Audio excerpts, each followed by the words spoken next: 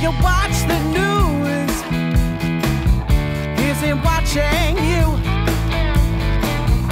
Are they cutting checks to maximize their views?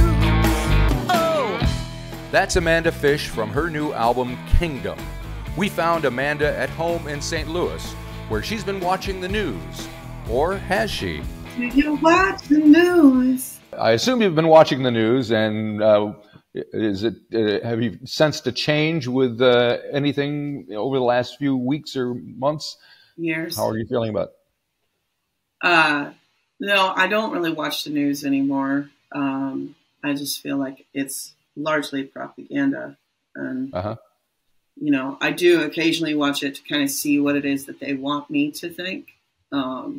Just, you know, because you want to see where the narrative is headed, but I don't trust the news anymore. Okay. And who is they that are sending out these messages? There's several different organizations that are controlling the narrative, I think. I mean, we're gonna put on our tinfoil hats if we talk about who they is. I'm just curious. Quite a few 3-letter organizations, largely controlled by globalists. By who? Globalists. Okay. Yeah. I'll just start talking like Alex Jones. They're globalists. I got the documents. Careful. It didn't get him anywhere well. It didn't work for him. Didn't. Well, I don't know. He's still around, but yeah. Yeah, he doesn't have any more money. I got the documents. That's right. No. It's been a while since your previous record. You had like this big gap. So was that a plan? You had other things obviously going on in your life. So what brought you to the point where you wanted to release this Kingdom record? Well, I never really stopped recording. We did our pandemic record, and we just did it DIY in our living room, and I would burn CDs and, you know, stamp them and all of that. Yeah. Ordered special ink and everything. We never really stopped doing music. We just I guess we were waiting it out.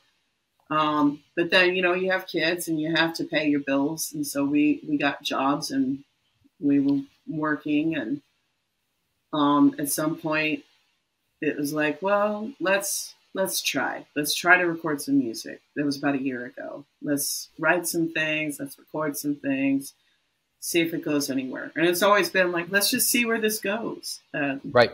That's where we're at. That's where we're at. Mm-hmm. All right. And you worked with Paul, is his name pronounced Niehaus or Newhouse? Paul Niehaus. Niehaus, yep. Yeah. And so he's kind of a local St. Louis kind of blues recording guy. Tell me a little bit about him and what it was like working with him. He, well, I mean, he was amazing. He's just so competent in the studio. He's a competent recording engineer, but beyond that, he's also a competent musician.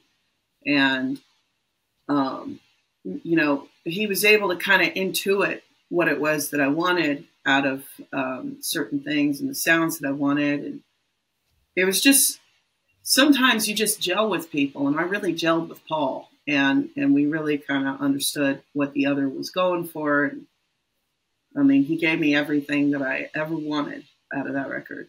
So,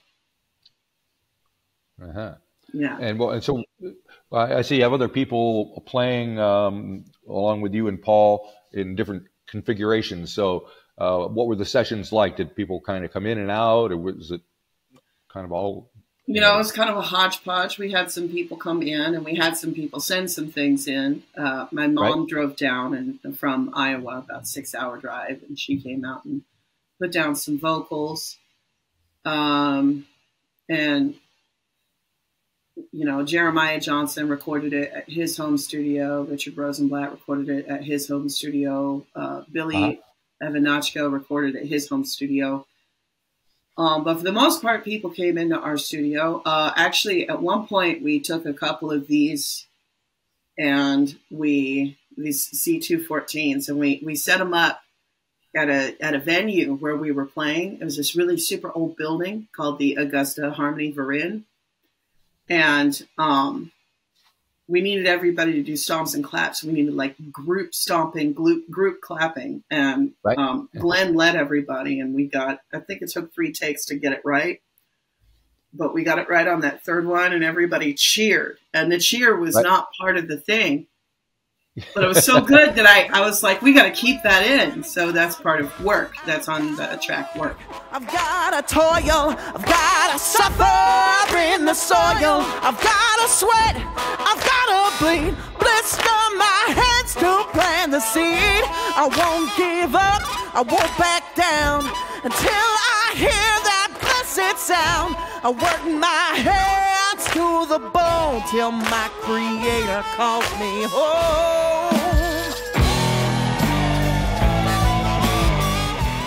And it's got Richard playing the harmonica on that one as well, right? Yeah. Yeah, so very cool, very cool. And you have a tune called The Great Reset, which I'm kind of curious as to what kind of message you're sending out there. What kind of reset are you hoping for or trying to encourage? The Great Reset is coming, no use running, living in a constant retreat.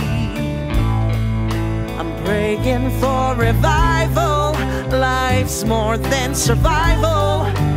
Wake up and fight before you lose everything. Well, the Great Reset, that's something that they've been talking about a lot at the World Economic Forum. Klaus Schwab and George Soros, you know, the idea you'll own nothing and be happy. You know, you have to basically pay a membership for every little piece of software you have anymore. And, you know, it's moving into everything will be rented, houses, cars, you'll own nothing and you'll be happy. And so the sentiment behind that is like, hey, this is happening. And, you know, you gotta stand against it, or, you know, you will own nothing. So that's the idea. That's the idea. Okay. It's kind of like that with the music business these days, isn't it? People with streaming services, they don't own physical copies of anything. You don't own physical copies of anything. And, you know, we get to the point where actually we're kind of conditioned to like it. Right. Makes moving easier. That is true. Yeah, I got several thousand records behind me, and I can tell. It's not a good thing, but I love them. So there you go. Yeah. So So with all these messages that you're sending out there, tell me what kind of are you preaching to the converted when you're playing to audiences? Do people confront you about what you're talking about? How's it gone out there? You know, nobody's really been confrontational. I think, you know, the thing is on a couple of different reviews, people have called it a political record, but it's not partisan at all. Right. It's basically saying politics is theater, right. You know, and stop, you know, buying into division and look at what they're really doing. And I think everyone can identify with that. We're all seeing our grocery bills.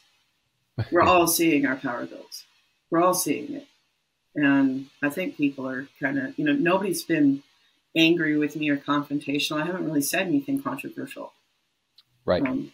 So, yes. No, it's been Ever overall. considered running for office yourself? No, absolutely not. I expected that to be your answer, but I was just checking. Absolutely not.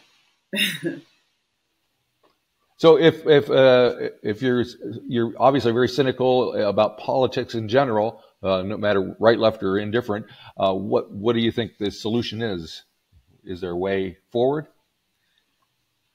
I think if we're talking about politics, I guess you know, getting involved on your local level and changing your policy, electing a sheriff that is going to stand up for your rights. I have some friends that are involved in different central committees. You know, so if you're involved in politics on a local level, your city and your state government, that's going to make a lot of difference. And, you know, technically our government is way bigger than it should be, constitutionally speaking. They're not supposed to have as much power as they do concentrated at the federal level. It's supposed to be down to the states. So, you know, if you're electing people that'll fight for your rights and to keep power out of the hands of the federal government and put it more in your state, I don't know. I'm going to stop talking because you asked me a question. I'm just like giving well, you that's the whole point. I hate to tell you this, but that's the point of an interview, is to hear you talk. I'm going to, yeah. Okay. Certainly next not question. Me. Next question. All right. Fine and dandy. So, and I think I read somewhere where you work also as a in the healthcare business or industry. How does that have anything to do with what we hear on the record? Does that inform you? Well, what it was is when COVID hit and we lost all of our tours and everything knocked out, right. You know, we were forced to find other work, and I'm what they call unskilled labor. And so I didn't know anything to make me essential. So I went back to school and I got my CNA, and then I started working as a caregiver at a nursing home. And, you know, you kind of get to see from the front line just everything that was happening to people and what people were going through. Just the humanity of it all. Yeah, I think it really did color my perspective quite a bit. Are we getting out of that COVID thing? Is it getting better, or things are just different? I'm not in the nursing home anymore. We're trying to go back to the road, and I don't know that I would do that again. Right. But you know, I hope things are going to get better. And do you play outside of St. Louis much? Outside of the area there, and outside of the country? Yes. Yeah. Well, we haven't left the country since COVID. I would love to, but we've been starting to spread out and branch back out.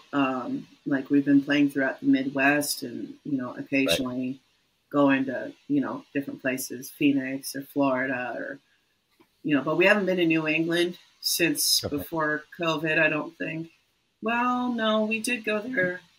We did go there once or twice, but we haven't really been there and spent any time there. But we are going to now. We are gonna get back out there and really do it again. Cool. Have you ever been down to this part of the world, Australia, New Zealand, that kind of thing? The only time I've been out of the country is to Canada. But it almost doesn't count. I know it is different, you know. It's different. Yeah, I know. To see, like, you know, to see the British flag, because they're still British. Yeah, because I before I moved to New Zealand, I lived in Rochester, New York, which is just on the other side of Toronto on Lake Ontario. So yeah, I used to hop over there quite often, go to concerts. Yeah. It's. Yeah, I want to. Like, I want to go everywhere that I can go, and bring my kids, you know, right, and let them see the world. How many kids do you have? Two. Well, very good.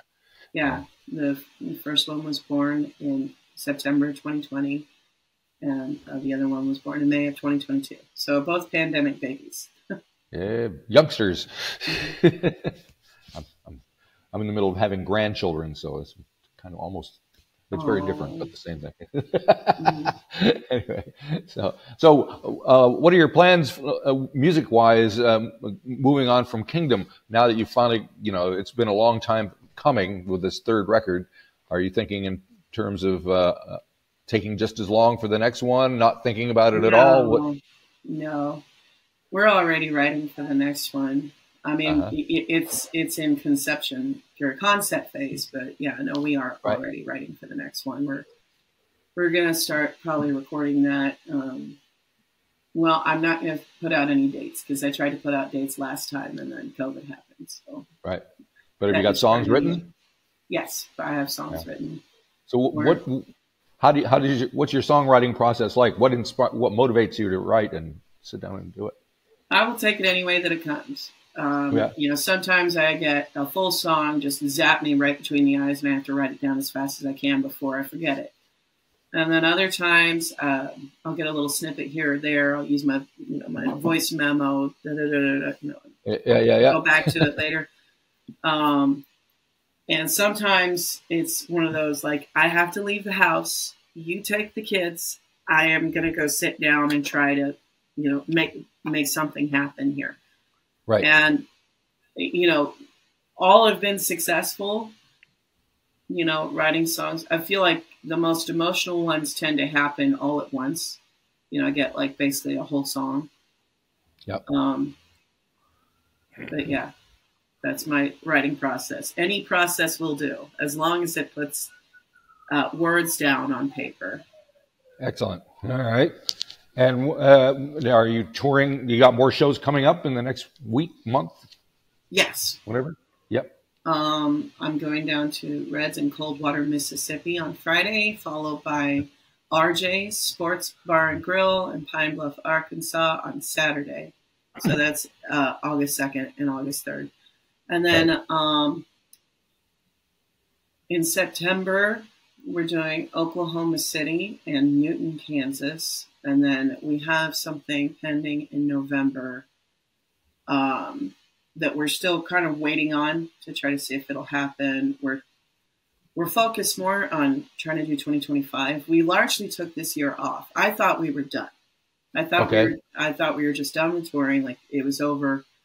But we still had this record that we were putting down, and let's finish the record and see if we can put it out with somebody. Let's see if anybody bites. And Vistone said, "Yeah, we'll do it. We'll do it," because I work with them with the other two, and they said they would do it, and I was like, "Well, cool." And then it started getting traction, and then people started going, "Hey, I want you to play over here. Hey, I want your record over here," and we started realizing, like, oh, there's still tinder on this fire. Like I did think that we were done and people didn't really want to hear us anymore, and that people were kind of over it. But as it turns out, like, no, a lot of people are still digging it. So we're going to keep doing it as long as people will have us. If you enjoyed this episode of the 13th Floor's Music Talk series, please be sure to subscribe to the website or to the YouTube channel. Follow us on Facebook or Instagram and wherever you find your podcasts. There's a whole lot more to discover.